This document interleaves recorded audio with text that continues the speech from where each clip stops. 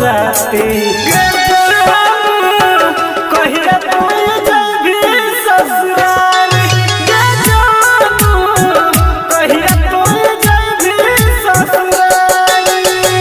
मंगल के माराबा कर तैर जान बुध के यही तई बराती रे जानू छोरी चल जइबो ससुराल रे जानू छोरी चल जइबो ससुराल। अरे पगला जिसको मैंने तारीफ किया वही मुझे भूल गए, जिसको मैंने तारीफ किया वही मुझे भूल गए। हर बार कॉल किए आपको मैसेज किए आप जवाब नहीं दिए, इसीलिए गुस्सा से जाके फांसी के फंदे पे झूल गए।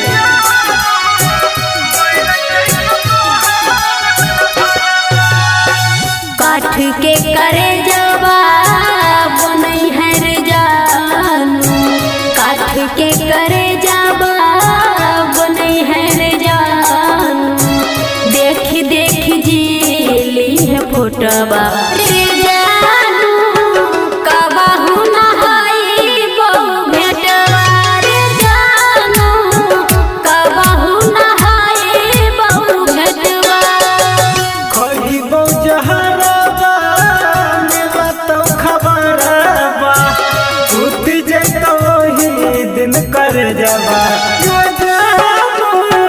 मर जइतो तोहर लभरबा मर जइतो तोहर लभरबा।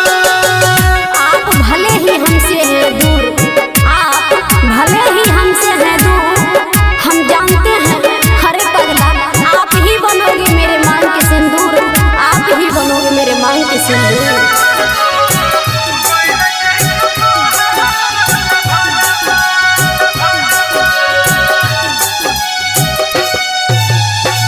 शंखपन भोरबा भर तैर जानू शंखपन भोरबा भर तैर जानू पैर जैते वही दिन से नूरबा रे जानू पोछली है अपन तुलुरबा रे जानू पोछली है अपन तुलुरबा।